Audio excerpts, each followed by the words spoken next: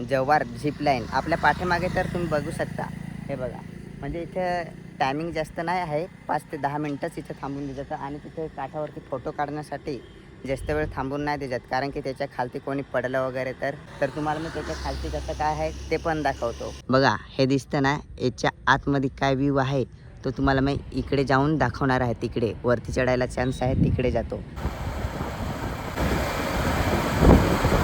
आणि तोच हा व्ह्यू मी तुम्हाला ह्या इथून दाखवणार आहे. याच्यावरती चढून तुम्हाला दाखवतो. आपण आलो इथून फक्त काही मीटराव अंतर आहे. तर हे बघा, त्याच्या खालती हे अशा प्रमाणे दिसतं. आणि ते तिथे बघा धबधबा आहे ना, तिथे आता 2-4 दिवस झाले पाऊस नाही ना पडला, त्याच्यामुळं कमी प्रमाणात तिथे पाणी दिसतं. नाही तर बघण्यासाठी एकदम चांगलं आहे. ते तिथं पण आहे बघा. हे बघा, याच्यावर चढून तर त्याच्यापेक्षा हे जरा अलगच दिसणार. तर तुम्हाला मी त्याच्यावर चढून पण दाखवतो. पहिले हे बघा, हे खालती आंब्यांची झाडे वगैरे भरपूर आहेत. चला वरती चढूया. इथे आलो तर इथून झिप लाईन किती अंतरावर आहे हे बघा, इथून दिसतं. जास्त लांब पण नाही आहे, परंतु तिथे एंट्री नाही आहे. ते कधी चालू होईल ते माहीत नाही, कारण की अजून सेफ्टी वगैरे लावली नाही ना. चारे बाजूने व्ह्यू ना व्ह्यू.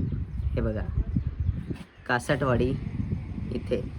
जव्हारच्या ऑडियन्सने तर ह्या पूर्ण व्ह्यू बघितला असेल, परंतु हा व्हिडिओ आहे ना, हा बाजूच्या ऑडियन्ससाठी आहे. म्हणजे पालघर, डहाणू, तलासरी, इकडे नाशिक, त्र्यंबक, हा खास त्यांच्यासाठी व्हिडिओ आहे, कारण की त्यांनी पण इथेपर्यंत यावे.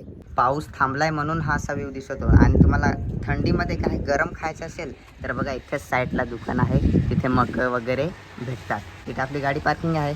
आणि 4 व्हीलरसाठी जास्त पार्किंग नाही, जिथं गाड्या आहेत तिथंच पार्किंग आहे. 2 व्हीलर आले तर काही नाही, इकडे राहू शकते. हे बघा, बघण्यासाठी इथे येतात, परंतु संडेच्या दिवशी वरतून एवढा भारी व्ह्यू दिसत होतं. तर तुम्ही इथे समोर आले तर कसा काय दिसेल तुम्हाला डोळ्यांना. आणि ही जी झिप लाईन आहे ती गाईज कधी चालू होणार ते पण मी तुम्हाला सांगणार, परंतु आताच तुम्ही आपल्या चॅनलला सबस्क्राईब करून ठेवलं तर तुम्हाला कळेल.